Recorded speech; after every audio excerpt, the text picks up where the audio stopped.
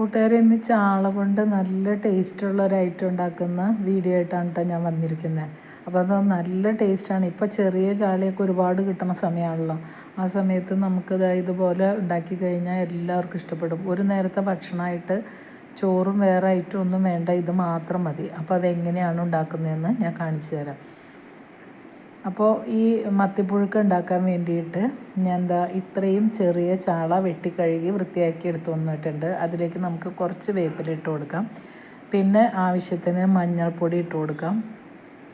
പിന്നെ ഉപ്പ് ചേർത്ത് കൊടുക്കാം. പിന്നെ പുളിക്ക് വേണ്ടിയിട്ട് ഞാൻ ഇവിടെ ഒരു 2-3 കഷ്ണം കുടംപുളി ഇട്ട് കൊടുക്കുന്നുണ്ട്. എന്നിട്ട് ഇത് വേവാൻ ആവശ്യത്തിനുള്ള വെള്ളം ഒഴിച്ചു കൊടുക്കാം. പിന്നെ കളറിന് വേണമെങ്കിൽ കുറച്ച് കാശ്മീരി മുളക് പൊടി ഇട്ട് കൊടുക്കാം.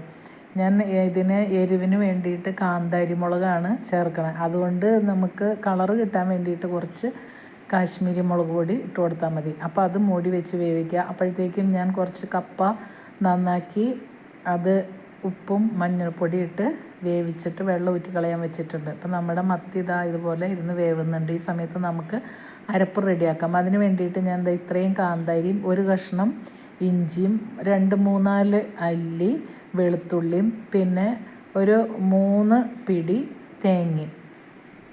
കാന്താരി നല്ലപോലെ ചേർക്കുന്നുണ്ട് കേട്ടോ ഞാൻ. അപ്പോൾ അത് അരച്ച് മാറ്റി വയ്ക്കാം. അതിനുശേഷം മത്തി വെന്തോന്ന് നോക്കാം. അപ്പോൾ മത്തി ശരിക്കും വെന്ത് വെള്ളം വറ്റിയിട്ടുണ്ട്. ഇതിലേക്ക് നമുക്ക് കപ്പ ഊറ്റിയത് ചേർത്ത് കൊടുക്കാം. അപ്പോൾ കപ്പ തിളപ്പിച്ച് ഊറ്റി കളയണം. എന്നിട്ട് അത് ചേർത്ത് കൊടുക്കുക.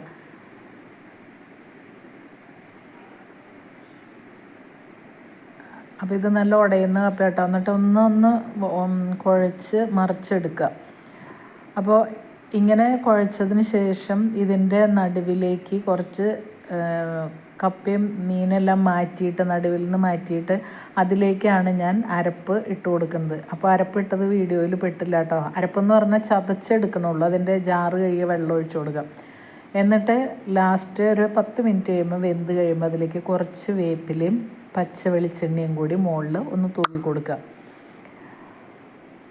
അപ്പോൾ ആ വെളിച്ചെണ്ണ ഒഴിച്ചതും ഇതിൽ പെട്ടിട്ടില്ല. അപ്പോൾ ഇങ്ങനെ ഉണ്ടാക്കി കഴിഞ്ഞാൽ നല്ല ടേസ്റ്റിൽ മത്തിപ്പുഴുക്ക് കഴിക്കാം. ഇത് പല രീതിയിൽ പല സ്ഥലങ്ങളിൽ ഉണ്ടാക്കുന്നുണ്ട്. ഞാനിപ്പോൾ ഇത് ആദ്യമായിട്ട് ഉണ്ടാക്കി നോക്കിയത് കേട്ടോ. നല്ല ടേസ്റ്റാണ്.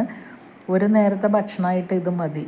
പിന്നെ കൂടെ ഒരു കട്ടൻ കാപ്പിയോ കട്ടൻ ചായയോ ഉണ്ടെങ്കിൽ പറയാനുമില്ല. അപ്പോൾ ഇങ്ങനെയുള്ള വീഡിയോ ആയിട്ട് ഞാൻ വീണ്ടും വരാം. ഇത് ഇഷ്ടപ്പെട്ടെങ്കിൽ ലൈക്ക് ചെയ്യുക, കമൻറ്റ് ചെയ്യുക, സബ്സ്ക്രൈബ് ചെയ്ത് സപ്പോർട്ട് ചെയ്യുക. വീണ്ടും വേറെ വിഭവങ്ങളുടെ വീഡിയോ ആയിട്ട് വരാം. Thank you.